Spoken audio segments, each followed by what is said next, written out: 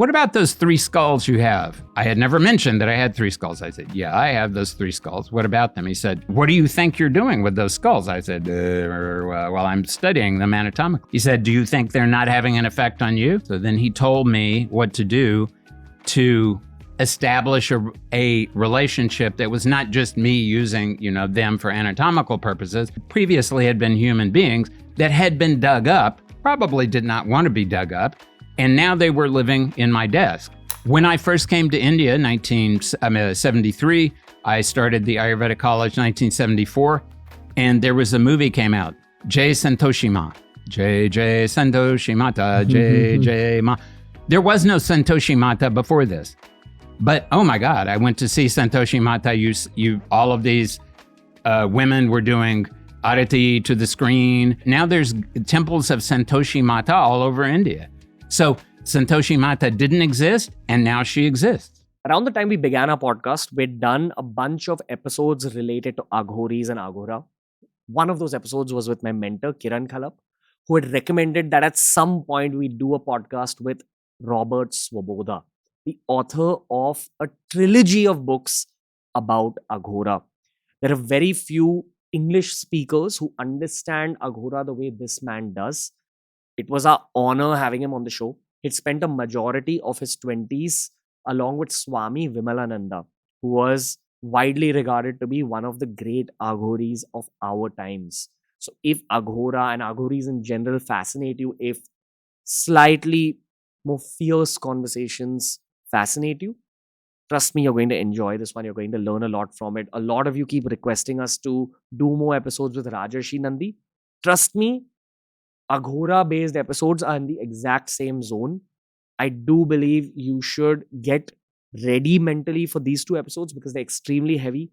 Some may call them dark, some may call them a little scary, but I promise you they will change you in some way. And if you feel like the episodes are getting too dark, if they're getting a little too heavy for you lately, what I will always say is that meditation, prayer, positivization, and spiritualism are tools that help strengthen your body, mind, and spirit. So if the episodes are troubling you, maybe don't watch them, honestly. But if you want to watch them and still gain the positive aspects of those conversations without letting them affect you, make sure you begin meditation very soon. For the last 2 years, the BeerBiceps team has built its own meditation app, Level Supermind. We've linked it down below. The app contains meditations for beginners, intermediates, and advanced practitioners. The link is given down below. Make sure you go check it out. And for more episodes just like this, make sure you follow TRS on Spotify. It's Spotify exclusive. Every episode is available on Spotify 48 hours before it's available anywhere else in the world. This is a conversation with one of the most fascinating humans that I've come across thanks to the show. And I'm sure that you guys are going to gain exactly what I gained through these 2 conversations. The first one is more about the philosophy of Aghora. The second one is a more anecdotal episode. I'm sure that you're going to gain a lot from both. Brace yourselves, enjoy yourselves. This is Robert Svoboda on TRS.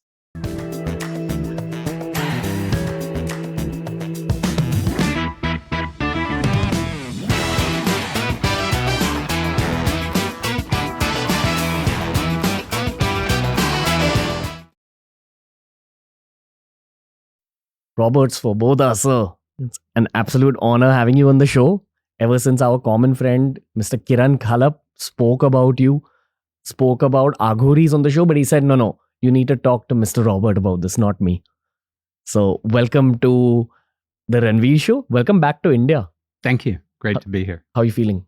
Good. Aghoris are one of those topics that's really requested on the Indian internet. There's very few people who actually know details about it, honestly. So we've probably only had maybe 3 or 4 guests who've really spoken about this topic in detail. But I think you're the actual authority on it. Why is that, firstly? Why have you become this authority on Aghora? Well, I really don't think of myself as an authority. If people think of me as an authority, it's only because of my mentor, who I refer to in the books I've written about him as Vimalananda, though he rarely referred to himself as Vimalananda. He didn't want people to know his birth name. And he was not a standard aghori. A standard aghori always sits in the smashan and eats food out of cooked in a human skull and wears only clothes that made from cloth that has come from corpses and things like that. He did that kind of sadhana, but his opinion was Aghora was not limited to that kind of attitude, that kind of behavior, that the attitude that you really have to have is that your entire life should be lived as if you were in a smashan, which honestly is the way things are, because we are living in a place where everything is currently alive, but the reality is everyone is going to die. And in the Mahabharata, when King Yudhishthira was asked what was the most amazing thing in the world, he said that people see death all around them, but nobody actually believes they're going to die. So in Vimalananda's opinion, the most important thing about Aghora is that awareness of death is something that you try to maintain 24 hours a day. Okay. You're constantly thinking about death and then going about your daily business. Because you have to. While you're alive, you have to do what's necessary. You have to do the things that is your kartavya, your obligation, the things that you personally need to do. But at the same time, you need to remember that all of what is happening is transitory. Everything is changing all the time. Everything that is created is going to be destroyed. So you have to have the attitude that everything is impermanent and that you are watching everything burn as if it was in a smashan, in a cremation ground. Okay. Your book is extremely heavy. I have a friend who's read it, and I've read a few pages of it, and I've consciously not read the entire book because I wanted to have this conversation with you. And I do intend on reading your book. And I'm sure that all the listeners at the end of the 2 conversations that we have today are going to end up reading that book. Why do you think that people perceive that book to be this heavy, according to you yourself? And how old were you when the events of that book were taking place? So the second question first. Sure. I first met Vimalananda when I had just turned 22. So, and he left the earth, left his body when I was 30. So it was during that period, it was all of my 20s, basically, when I was living in India. And why do people think that it's heavy? Because, some of the things that are described in there are very heavy, like sitting on a corpse and doing sadhana and working with spirits and working with intoxicants. These are things that all have a certain heaviness. Explain the word sadhana. Sadhana is something, it comes from a Sanskrit root that means to perform with the intention of achieving something. So sadhana means to have a desire to perform something. In Ayurveda, I studied Ayurveda for 6 years in Pune. In Ayurveda, what is sadhana means the taking of someone who is unwell and moving them in the direction of becoming of letting go of whatever disease they have, or someone who is well and making them even more well so they will have more resistance to disease. But in the spiritual sense, it means to acknowledge that you as an individual, you have come here. We all have come here because of the karmas that have brought us to this place. And we have to deal with those karmas. And if we just deal with those karmas without having any kind of perspective on them, like why am I here and where am I going, then we will probably get ourselves tied up, entangled in more things, and just continue doing what we've been doing. But the idea of sadhana is that we try to refine this to get rid of many of those karmic connections that we have so that we can move in the direction of connecting to a better perspective on the supreme reality. And the supreme reality is very simple. It's awareness, consciousness that doesn't have any qualities whatsoever. Basically a set of disciplines that help you evolve spiritually and eventually wash away your karmas. Yes. Fair to say? Okay. Now I'll let you continue with the story. Well, I think that but that is really the important thing. And Vimalananda was of the opinion that you should only move in the direction of Aghora Sadhana. And Aghora itself, I studied Sanskrit in the Ayurvedic college, so I'm very interested in Sanskrit. Aghora means not Gora. And Gora originally comes from the root gur. And gur means to cry frightfully or to frighten with loud crying, with loud shrieking and wailing. And originally that word Gora didn't have anything to do with the smashan. Originally it meant someone who was terrifying or awful in the original meaning of that word, which means someone that would make you be filled with awe, like the Devatas, like Indra and the other Vedic Devatas, like the Rishis, beings who were so connected to the world that is beyond this world that just looking at them and possibly hearing them, you would be filled with awe. And eventually that word came to mean anything that was really how we use the word awful now, awful, terrible, horrible. Aghora means taking everything that normal people, including you and me, when we are looking at it from the ordinary point of view, anything that is really horrible and terrible, like death, like war, like serious disease, like any kind of very intense situation, and acknowledging its terrifying or horrible or intense nature, but not allowing that to cause us to be disgusted or terrified or angry, not allowing ourselves to get diverted from dealing with it exactly as it has to be dealt with. Okay.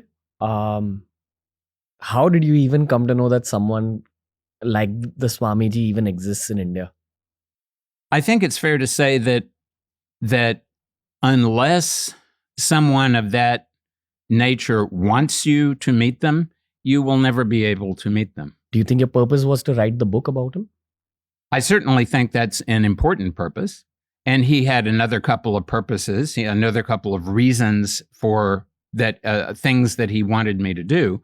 But a very important reason was for me to be able to act as a witness to what he was doing and what he had done and what he was teaching, and to be able to translate that into a form that other people would be able to get some benefit out of. Okay. Do you want to give us the story? What's the story there? How did you meet him at like the start? How did you agree to document his journey, etc.?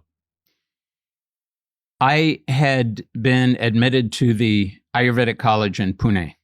So I was studying Ayurveda.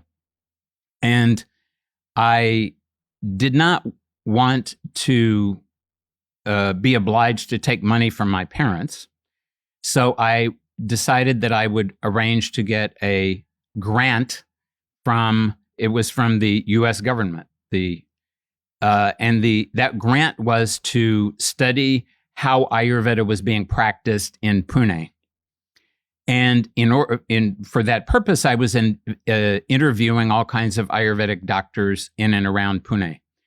And so one day I heard of someone who had come from Bombay and was said to know quite a lot about Ayurveda and other things, and about Tantra also. And at that time, I was under the impression that Tantra was a very dangerous thing, and I was told to avoid it. But I thought, at least I need to talk to him, and I will be very careful because Tantra is very dangerous. And so I went and met him, and conveniently for me, he was living a 20-minute walk away from the Ayurvedic hostel where I was in Pune. And I met him, and he seemed like a perfectly harmless person. He didn't seem like some sort of black magician or anything. And so I met him and I said, I would like to give you this questionnaire that I prepared. And he said, let's not bother with the questionnaire. Let's just talk about this and that. And I was very interested. And over the next couple of days, I met him several times. And at the end of that period, I found out that he had answered all my questions without bothering to look at the questionnaire. So that was impressive. He also asked me whether there was a particular mole on one part of my body, which in fact there was. So it was clear that there was something to this. So we started to spend even more time. And he lived in Mumbai, but he had come to Pune for the races. At that time in his life, he owned thoroughbred horses, and the RWITC, the Royal West India Turf Club, during the monsoon races in Pune because the stables here in Bombay are underwater. So he came back several times during that period for the races. I met him several times. And then we went to Alandi together. Alandi is just outside Pune, where Jnaneshwar Maharaj's Samadhi is. And then I was very interested, and then I started to move in that direction. Do you want to give the audiences some context on what he did in the real world? He was just a normal human being going about his normal life, but also was a practicing aghori behind the scenes. Yes, he had spent time as a sadhu, mostly in Girnar, as a naga, a naked sadhu. Really? But then he was told by his guru that he had to come back to the world. He had to get married. He had to have a family, and that there were things he needed to do in the world.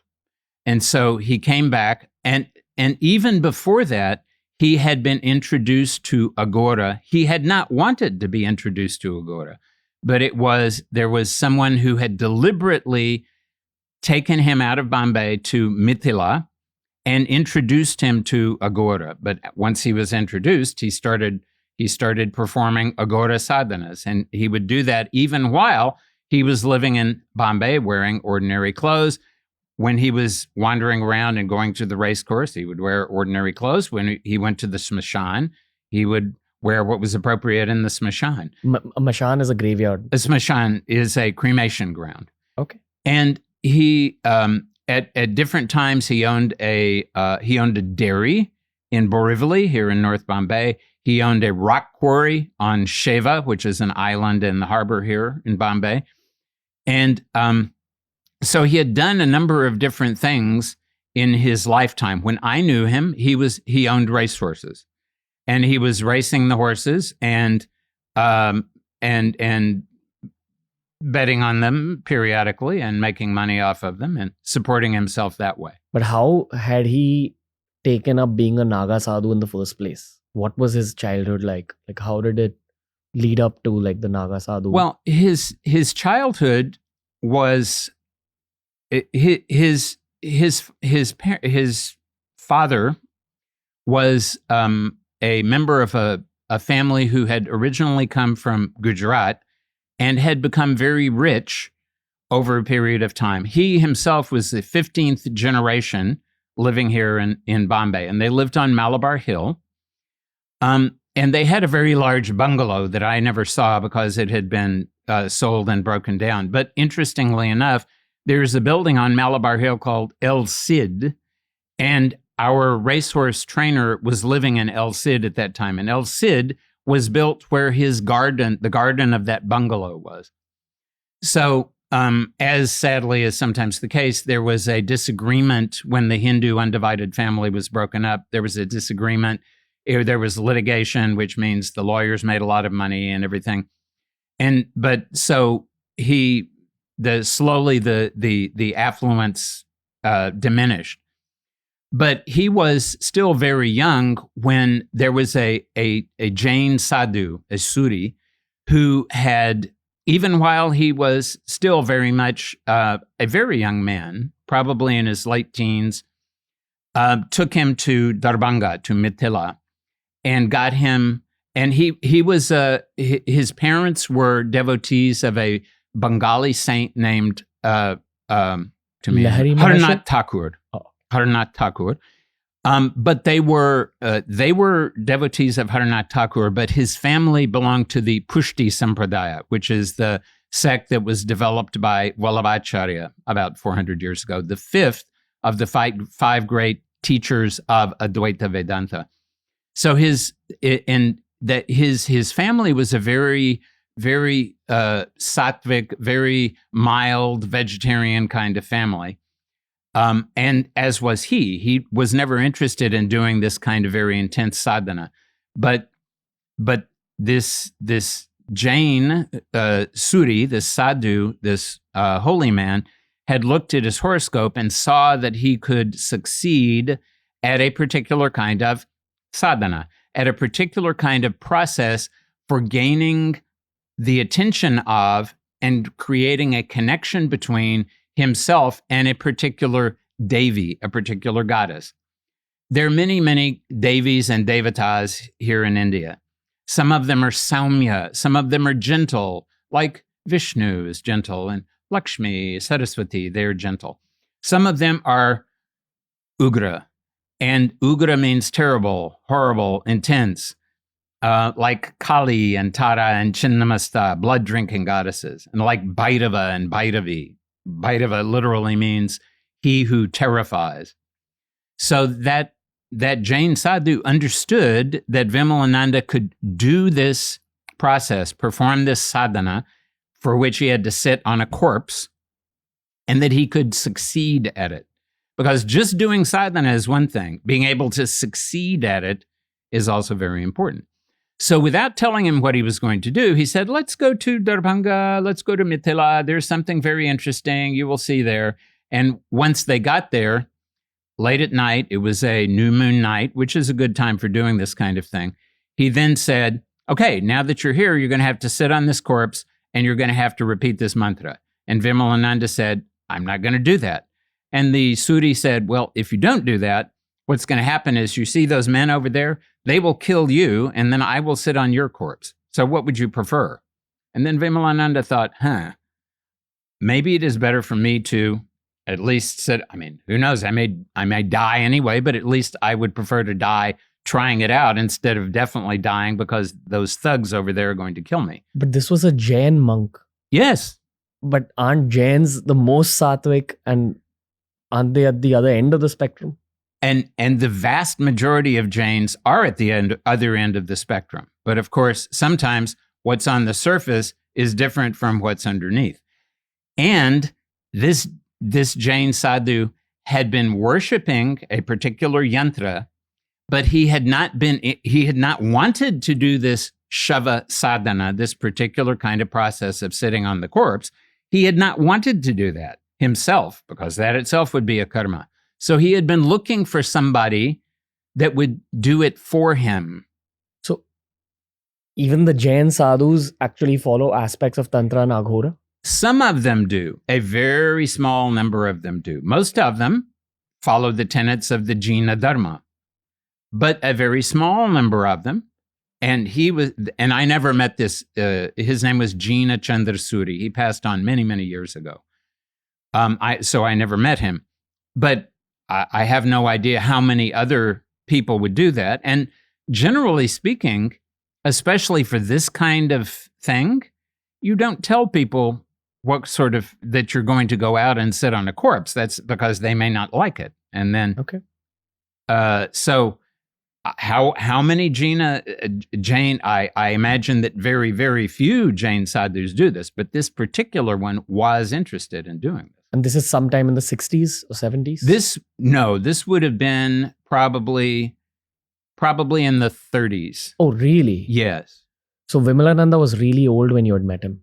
He passed on when he was at 67 in 1983. So he had been born in 1916. So this would have been, he was probably right around age 20. So this would have been in the mid 1930s. So there he was. So now, and there is the corpse.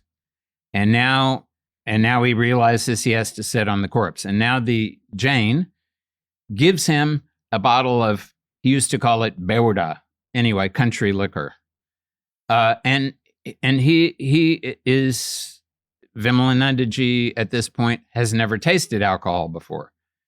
But he thinks, and what am I going to do here? And the Jain says, you have to drink that whether you like it or not. So he drinks it, gets very drunk naturally, and thinks that, okay, and this is the first time he's been drunk also. So now he's drunk. There's these men who are going to kill him if he doesn't do what he's supposed to do. There's this dead body here. He sits on the dead body the way he's supposed to. He starts to repeat the mantra, and he has a mala, a rosary, and he repeats just a very few mantras, and a jackal. A jackal is a small animal. It's the dog family. A jackal comes to him and bites him and draws a drop of blood. And suddenly, there is a goddess standing in front of him. The jackal has come just to collect the blood, and now the goddess is there. Like the jackal turned into the goddess. Yes. And then she says, Varambruhi, what would you like? Please ask a boon. He said, I didn't ever want to do this, and I would like to go back to Bombay, please. And she said, you ask for something more meaningful, please. And he said, no, I need to go back to Bombay. So she said, okay. And she took him back to Bombay. Was the goddess Tara? Yes, Smashan Tara. So there are many different varieties of Tara. The Buddhists have the Tibetan Buddhists have 21 different varieties of Tara, whereas if we look from the Mahavidya point of view, there's a group of 10 goddesses here in India called the Mahavidyas.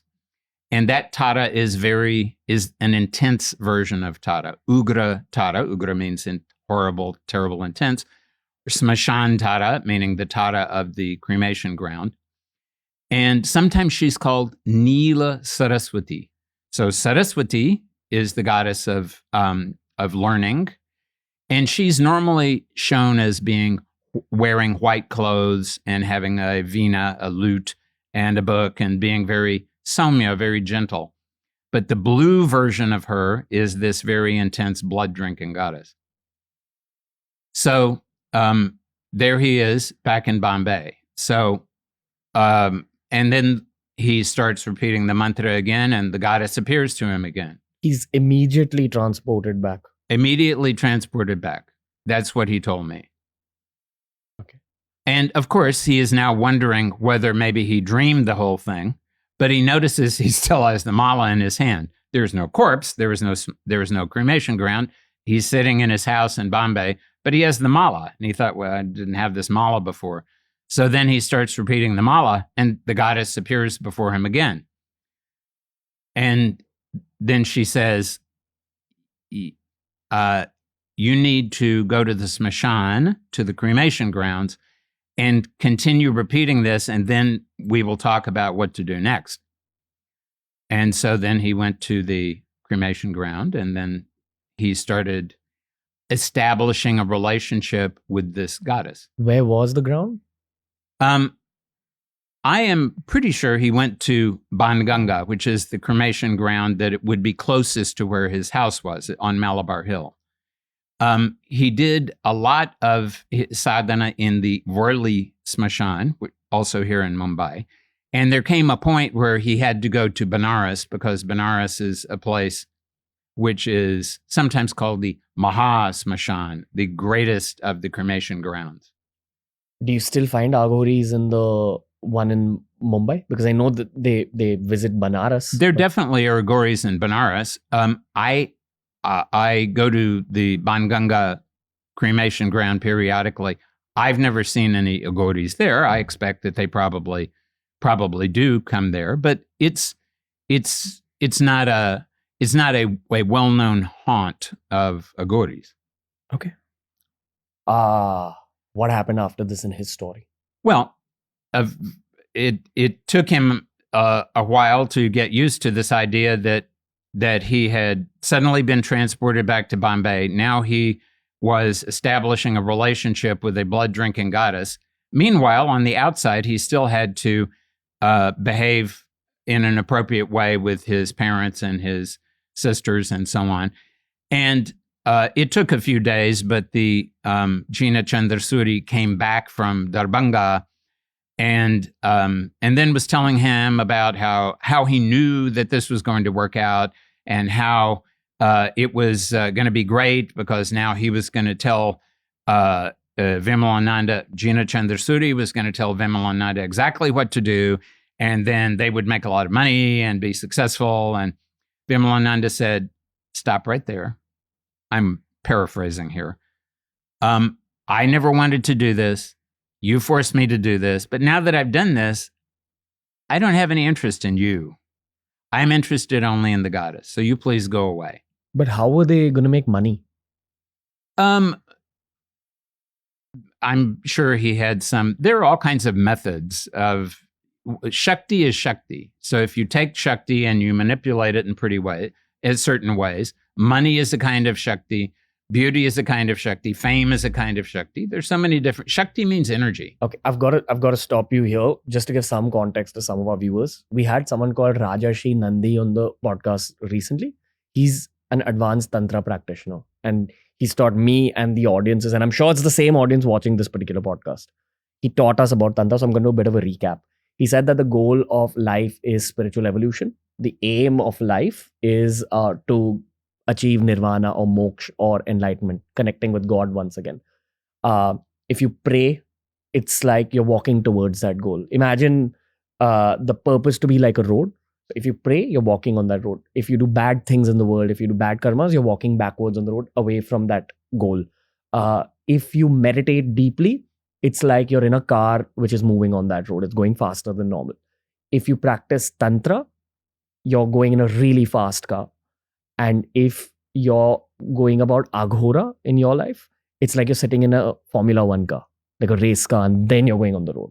So it's an extremely fast way of evolving spiritually. What I understand here is that the practice that the Jain monk made Vimalananda do was some Aghora-based technique which hastened his own spiritual evolution. He was able to summon the deity, and the deity appeared in front of him. Probably the Jain sadhu saw some kind of spiritual potential in Vimalananda already from a previous life and said that, okay, you're more capable of calling this goddess.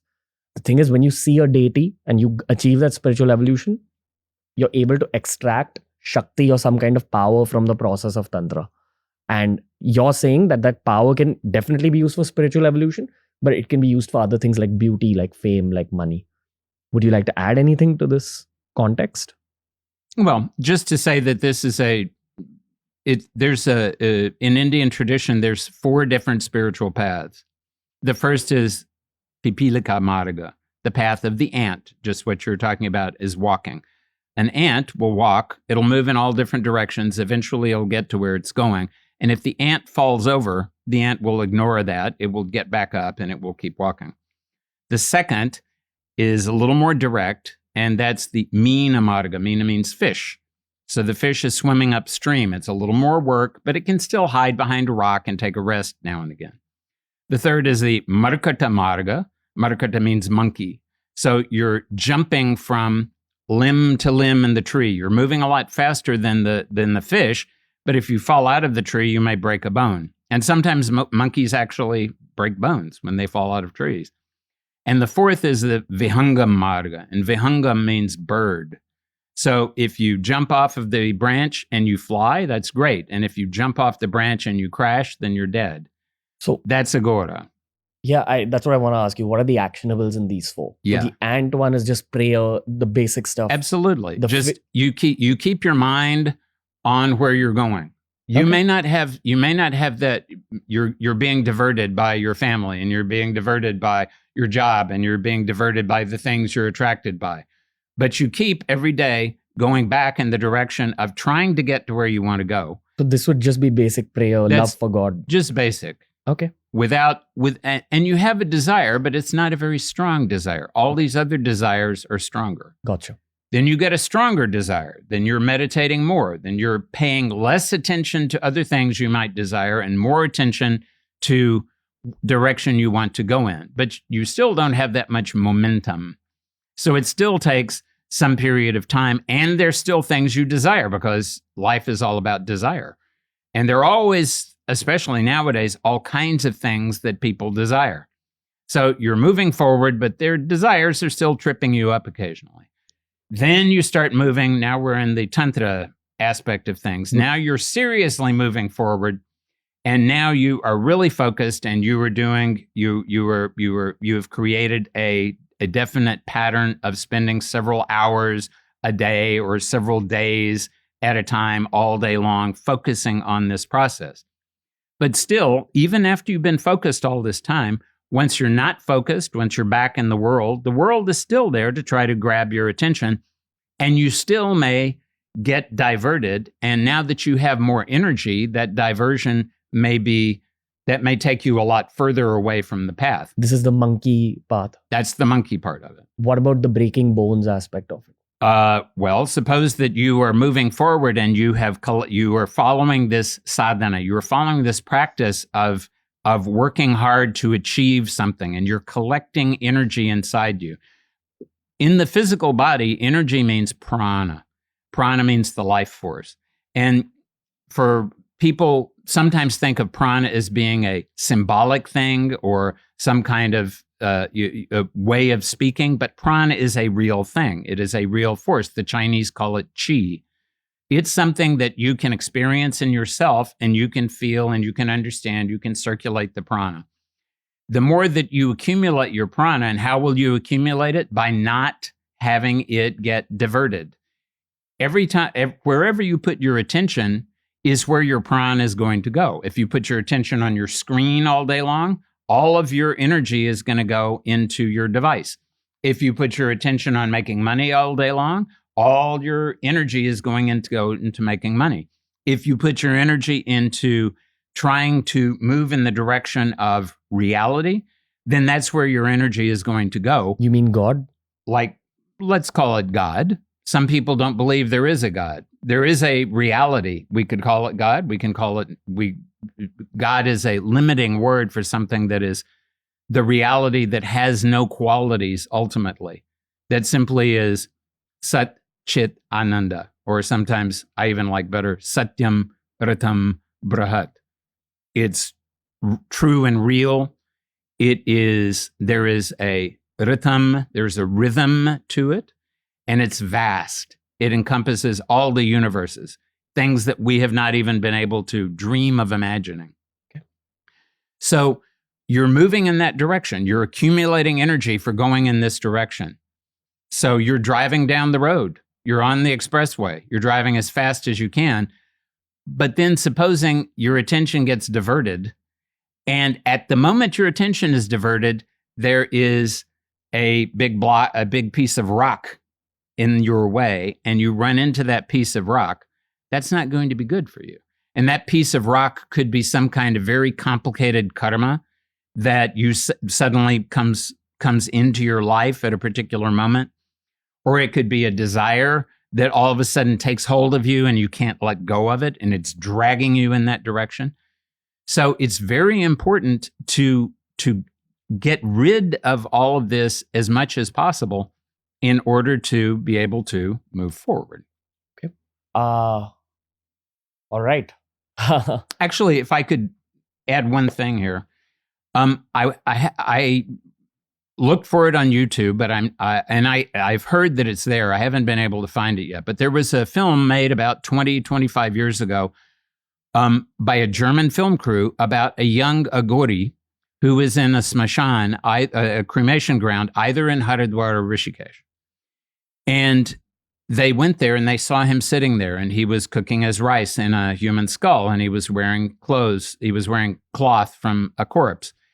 And he ignored them for several days. But at some point, he became interested in the camera. And then he started talking to them. And he said that his guru, who was in Dehradun, and the crew eventually interviewed the guru also, that the guru had told him to sit in the smashan, in the cremation ground, and not pay attention to anybody or anything, but just focus on meditating on Shiva and doing and cooking the rice in the skull and wearing the dead people clothes and just focusing on death. And that's what he was told to do. But he became interested in the camera. And then he started talking to the film crew.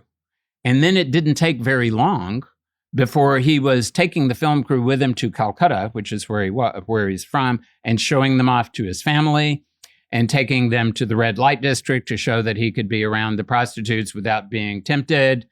And then they interview the guru again, and the guru says, "Do you see how difficult Aghora is? I told him just to go to the cremation ground and ignore everything. And look what happened. He ignored everything until the one thing he could not ignore came to him, and it dragged him away from what he was supposed to do." Which was the camera.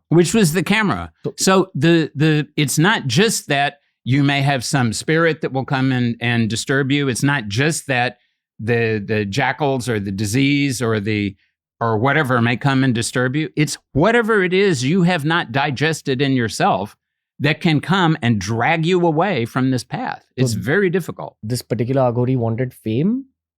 Well, he didn't even know that he did. But then once that possibility was put in front of him, then, the foreigners, the Ferengs are here.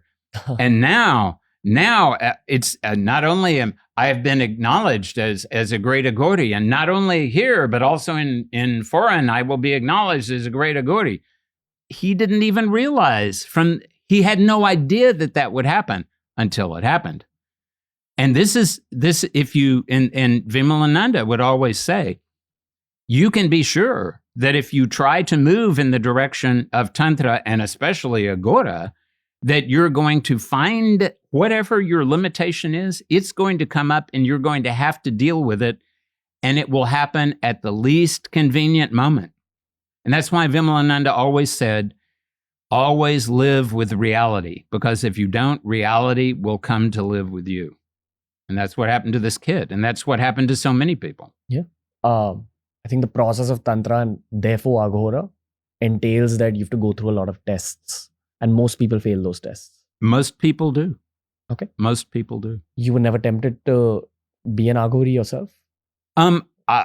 I have certainly, under Vimalananda's instructions, performed Aghora sadhanas, but to actually be an Aghori means to transform yourself so that 24 hours a day you are in that state of that Aghori state of mind. So if that ever happens, then I will feel like I've achieved something. But otherwise, I have done whatever sadhanas he instructed me to do, and some of them were Aghora type sadhanas. Do you want to talk about any of them, if you're comfortable? Yes. I mean, certainly I never did, he never told me to try to sit on a corpse. I have sat in cremation grounds in many different places, including in Benares and at Banaganga. I got kicked out of the Pune Smashan once, the Pune cremation ground. And it was my own fault because I was going there every night. And one day I gave a gift to the guy who was the superintendent there because he was kind enough. And I had gone to the Pune Municipal Corporation, and I had gone to the health commissioner office because they managed the cremation ground. And I got permission from the additional health commissioner. And so I had my permission. And I showed it to that guy. But it's always nice to offer a little something to the karmachari, to the worker. But being young and stupid, I didn't realize that if I only offer it to the superintendent and not to the other workers, then they're going to feel like they were being left out. So after a few days, everything was going along very well. But after a few days, one Sunday night, I remember it was a Sunday, and this was probably 35 years ago. And back then, of course, there was no internet, and there were no phones. And there was, however, here in Bharatavarsha, in Hindustan, there was the Sunday night movie. And so I'm here I built a fire. I'm sitting there worshiping the fire. And somebody shows up, and he introduces himself as the health commissioner of Pune. And I say, yes, I have permission from the additional health commissioner. And this makes him, Burdkarge even more. He makes him even more upset. And he says, who is the additional commissioner? I am the health commissioner, and I'm telling you, you must leave immediately. I said, but I'm in the middle of doing this. He said, you must leave immediately. Otherwise, those 20 men over there will come and beat you up and drag you away. So I looked over and I saw the 20 men over there. And I thought, it's time for me to leave. So I said, okay, there's you and there's this fire here. That's the karma is between you and it. And so I departed. So You mean the health commissioner and the fire? yes, because he's interrupted what I've started. So he has performed that karma. So now it's between him and the fire. In any event, I mean, why he did this, maybe was it because I was obviously a Videshi, a foreigner? Was it because, I don't know. So there were certain limitations to what I could do. But Vimalananda was kind enough to point out, for example, I mean, certain things just have appeared in my life. And like when I was in the Ayurvedic college in Pune, we were studying anatomy, and we were studying modern anatomy according to the book of Cunningham. And so we were dissecting a body. And in order to understand the anatomy of the head, I had purchased 3 skulls. Now, where the skulls came from, of course, I didn't ask, but the guy who was in charge of the anatomy lab arranged them. They were not expensive back then. It was like, 12 rupees a piece. So I had these 3 skulls. And one day after I met, and I'd been studying them, where does this muscle go and that. Vimalananda said to me, what about those 3 skulls you have? And I had never mentioned that I had 3 skulls. I said, yeah, I have those 3 skulls. What about them? He said, what do you think you're doing with those skulls? I said, well, I'm studying them anatomically. He said, do you think they're not having an effect on you? I said, I don't know.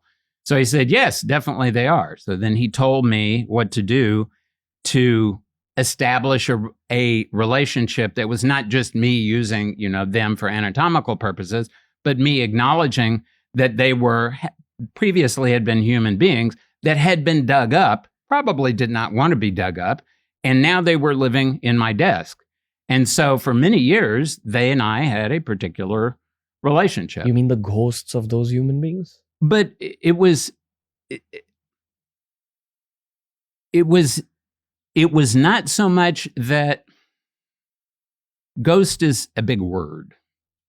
So it's quite possible that these individuals had been reborn already, but still at a level possibly not conscious for them, there was still a connection to this previous existence that they had had because their bones were still there. And that's one reason why in this country, the cremation is so encouraged, because that destroys they're not even bones or there may be a few pieces, but they all then go into the water. So there's no body left for the spirit to connect to.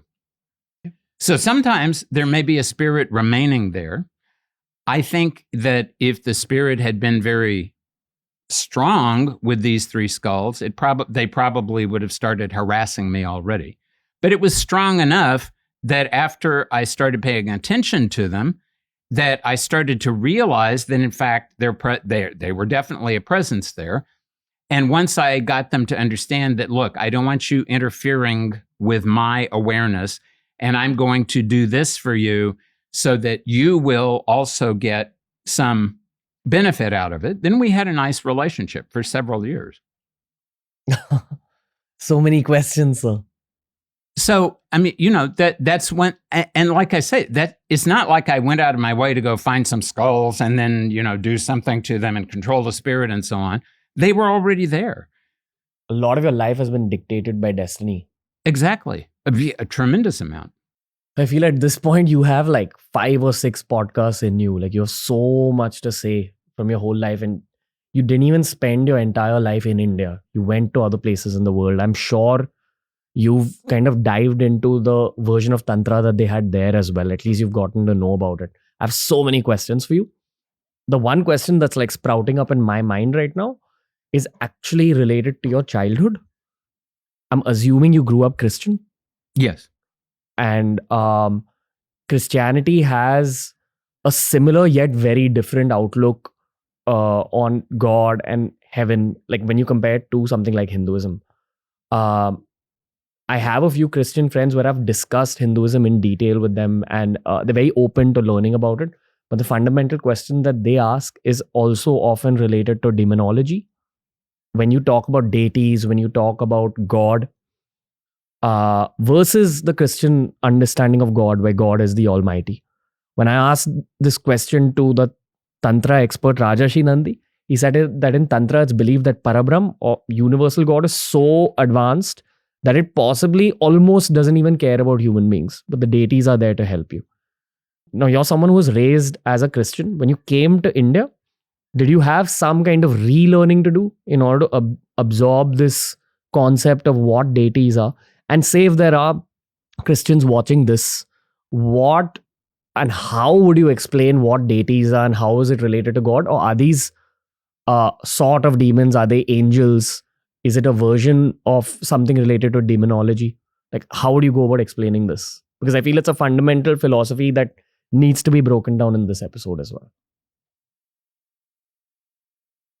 I think to answer that question, I have to start off by saying that there is reality and there are structures that people create to assist them to connect to reality.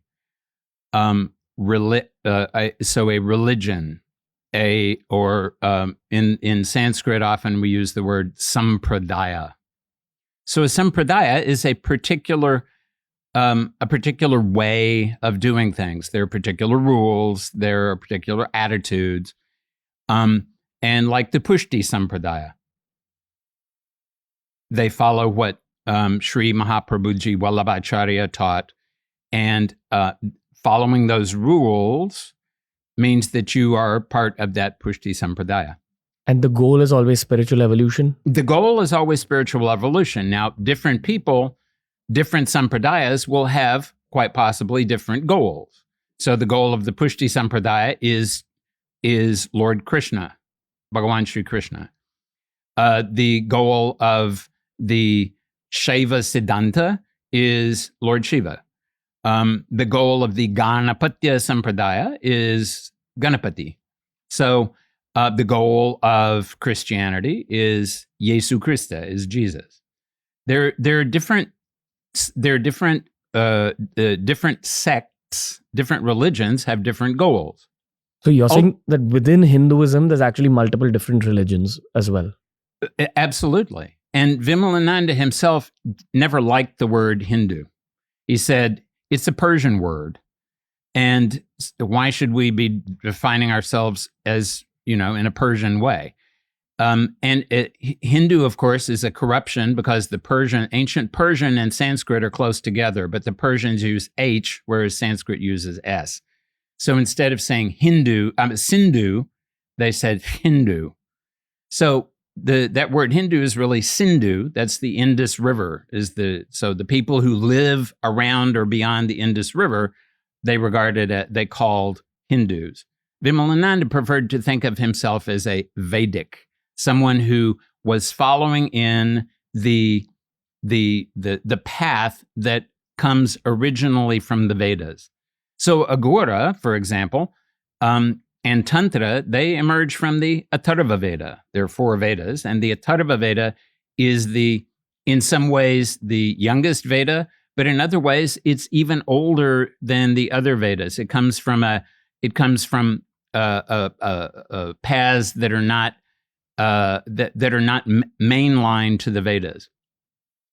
So a sampradaya is a sect, a religion. Vimalananda believed, as do I, that what's more important is reality. The religion, the sampradaya is important. And if you're in a certain sampradaya and you're following it, you should observe its rules. But he always used to say that he personally did not believe in sampradaya. He believed in sampradaha. And sampradaha means incineration. That you should burn down all of your concepts, burn down all of the limitations you have in your mind, and recognize that there is only one reality behind everything. In the Vedas, they say, ekam sat vipra bahuda vadanti. Truth is, there is only one truth. But those who know truth, every one of those individuals will describe it in different ways because they have each individual has a different perspective on truth. Each individual has a different perspective on reality. So when it comes to me, for example, I never, the Christianity, the religion with all the restrictions and I never had much of an affinity for that. I had a strong affinity for Jesus of Nazareth, for the Christ.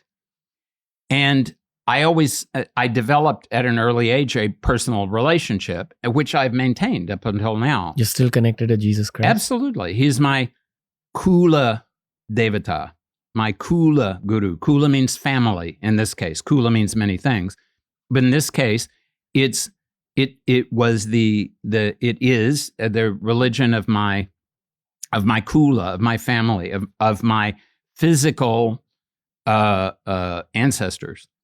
And as Ramakrishna Paramahamsa said once to somebody who was considering changing his religion, he said, "Can you change your father?" So it's like that's something that even if I don't focus a tremendous amount of attention there, that will always be present. I will always acknowledge that. And Vimalananda himself was a devotee of Jesus Christ because he believed, as do some other people here in this country, that both Christ and Krishna were amshas, were portions of the Rishi Maitreya. And so that they're both avatars, they're sort of like brothers or cousins or something. So for him, worshiping Jesus and worshiping Krishna was almost the same sort of thing because he also did not regard sectarian worship of Krishna or of Jesus as being important. He regarded having a personal relationship with both of those as being important. I'm a part of something called YSS, the Yogoda Satsang Society, which is Yoganand Paramahansa's school. Mm-hmm. And we worship 6 gurus, of which 2 are Jesus Christ and Lord Shri Krishna. Yes. There's many Hindus who get offended that I place a photo of Jesus Christ next to Krishna. And there's many Christians who get offended that I place a photo of Krishna next to Jesus. How do you explain it to people who get offended with these concepts? Because everyone's kind of living in a world now where they think, no, my religion is superior to your religion, without understanding what reality truly is. Would you like to dive a little bit? I mean, it really does depend on who I'm talking to. So if I'm talking to someone who is very much tied down to their sampradaya, to their sect, whether it's Christian or Hindu or Muslim or anything else, or Zoroastrian. I've spent a lot of time with Parsis and Iranis. I recognize that trying to explain precisely how I see things may not get me anywhere. So if they need to feel that I'm a Gnostic or a kafir or a heretic or something, I let them feel that way. But if it's somebody who seriously wants to understand that, I try to explain that, Jesus made it very clear that there was one reality. And Krishna also made it very clear that there was one reality. Krishna, and even in this country, there have been times when Vaishnavas, followers of Vishnu, and Shaivas, followers of Shiva, have fought with one another, have killed one another, because each one of them said, my Devata is the most important. It is what is most important, in my opinion, is to recognize that for every individual, there is a particular path in a particular incarnation that is going to work for them best. For many people, it is one Devata, one God, one Guru, one direct path. For some people, it is not so much one as having more than one. That doesn't mean having 20 and having your attention divided among those 20, that means having a direct connection to whoever it is you're having that connection to. And if that connection is one that you can honestly say to yourself, being very calm and very introspective, that is genuine for you, then that is genuine for you. And for me, if I sincerely believe that the supreme reality has ultimately no name and no form, no qualities whatsoever, that it can take on any qualities that it wants to, then I can certainly feel when I am worshiping Jesus that I am indirectly worshiping whatever other devatas I may have a relationship with. And if I'm worshiping, and I have a relationship with certain devatas, like Ganapati. I lived here in Maharashtra for many years, and I have a direct and very genuine and sincere connection to Ganapati.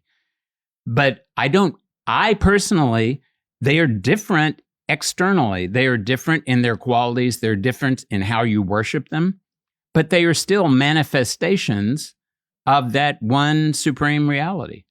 Which people refer to as God. Which people refer to as God. Now, the problem is sometimes that, let's say, Christians, they refer to God as Abraham was thinking about God, and so do the Jews, and so do the Muslims. And Abraham, certainly, to have created these religions that billions of people worship, he must have been quite a guy. But still, that doesn't mean that he was perfect. And he had his own limitations, and partly they were the limitations of the time he lived in. That was back in a time when sacrifices were happening. Sacrifices were happening in the Vedic religion also. Sacrifices were happening everywhere. And that's why Jesus came along and said, I will be the sacrifice. You forget about all this sacrifice thing. And Jesus defined his religion very clearly and easily and simply. Number one, God is love. And number two, love your neighbor as much as you love yourself. And remember that anything that you do is going to come back in your direction. I mean, he called it the golden rule, do unto others as you would have them do unto you. And remember, he was explaining to people who did not have the advantage of abstruse philosophical thought like the people here have had for thousands of years. So he was trying to explain the law of karma to them. If you do to somebody else something that is violent, the law of karma is going to send violence back in your direction. It may not be today or tomorrow. It may be after one more incarnation or 10 incarnations, but that's going to happen. That's the nature of the universe. That's Newton's third law of motion. Action, reaction. How do you explain deities? If you look, let's just start with here in Bharatavarsha in India. How many people still worship Vedic deities? Almost nobody. Indra, Pusha. But they were worshipped back in the past. And there came a point sometime between 2,000 and 3,000 years ago where things shifted. Vishnu originally was just one out of 12 Adityas. But now he is Vishnu. He is for many people, the supreme deity. Shiva was originally Rudra, and Rudra was a storm god. And Rudra was not even given a direct part of the sacrifice. He was given the Uchishta. He was given what was left over. And now he's Lord Shiva. So as time changes and as people change, I like to think of devatas as kind of like co-creations of the supreme reality and the human being. We are very, very limited, we human beings. And our sense organs give us a lot of information, but they give us just a tiny amount of information compared to how much information we could take in. And of everything we take in, we only can consciously connect to a tiny amount of information. So what Maya is the creation, it's the skin of the world. It's what we interact with. And we need to interact with it so that we can do what we have to do every day, which is find something to eat and avoid being eaten. In the past, you had to worry, and still in some places, you have to worry about being eaten by a leopard or a tiger or something. But now it's more like having your attention eaten by your device or by people who are trying to, this is Bombay, people who want to extract something from you in some way. So Maya is there. And if you can look beyond Maya, you can see that things are not actually the way that they appear to our senses. But how far can we look? It's like we're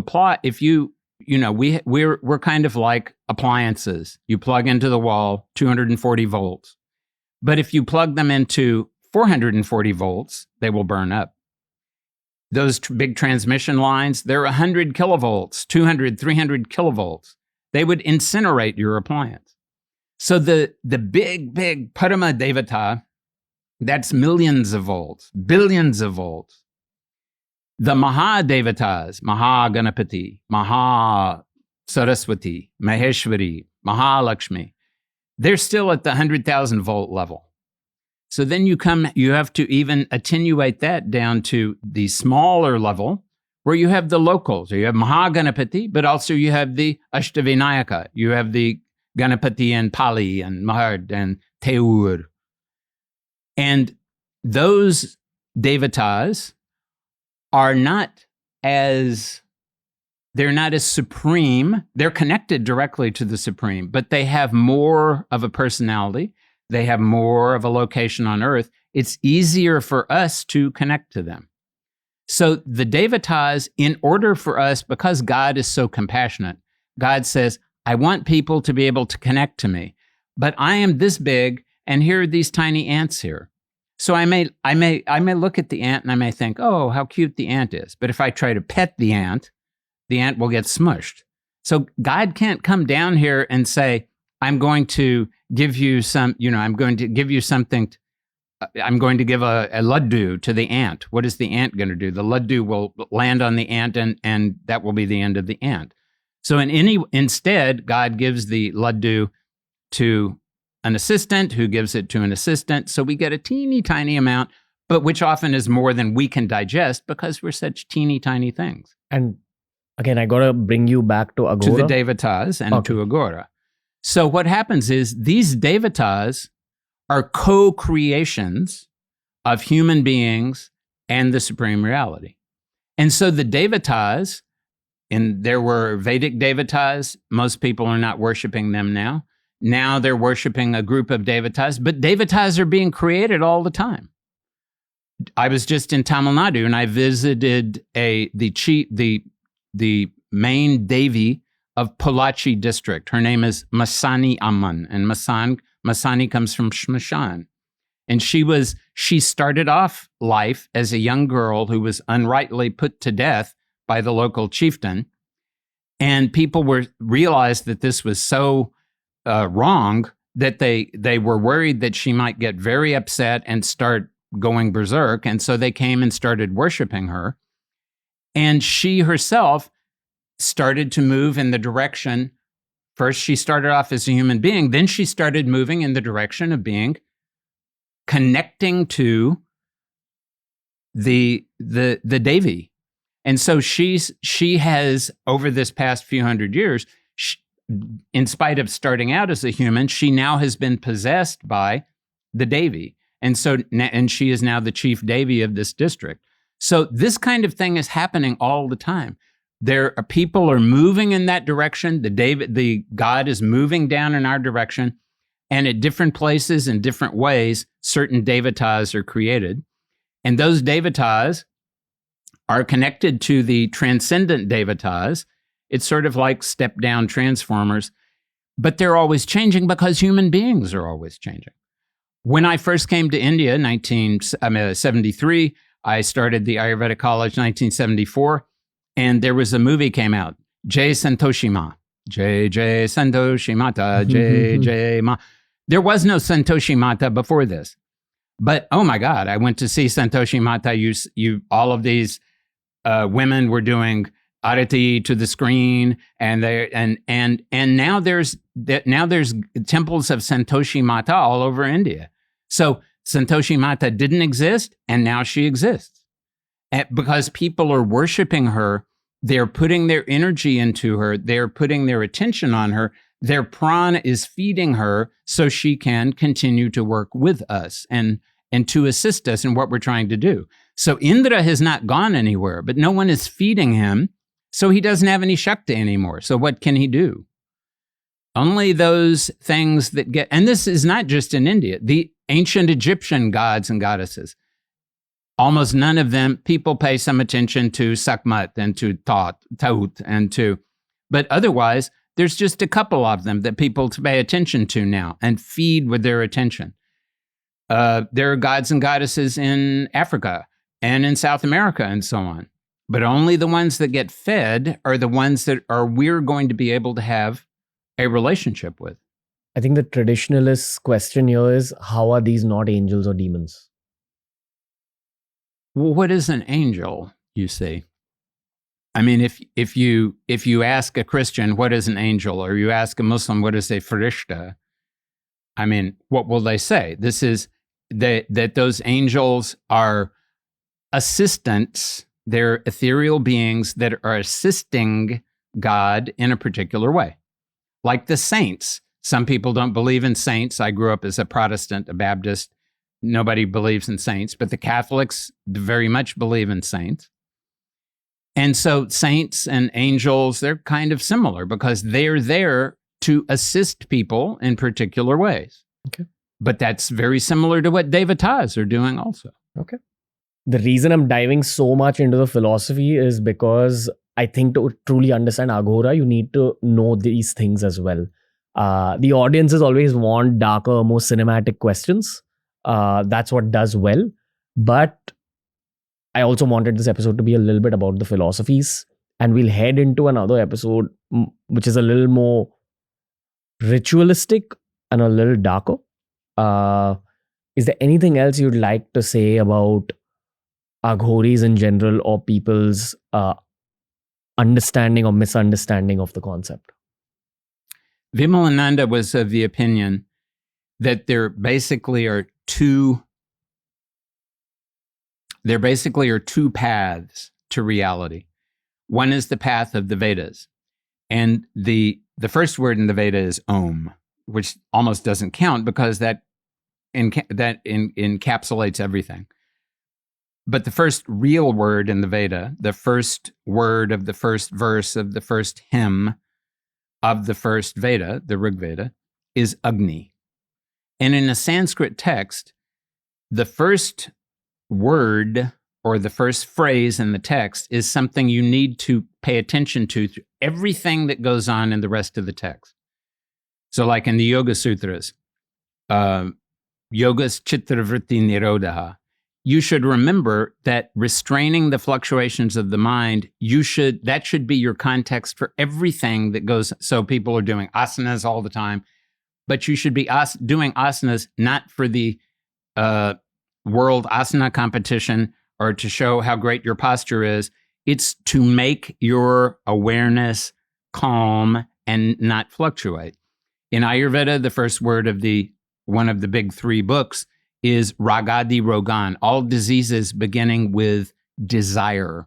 So you have to remember that desire is behind everything. You need to find out what the desires of the patient are, and that's going to tell you why they were doing whatever they're doing that's caused them to become unwell. So in the case of the Vedas, Agni means fire. So the Veda is all about fire, and fire is all about transformation. And the Veda is all about worshiping the fire. Here is the fire. The fire is the thing that has made you and me human beings.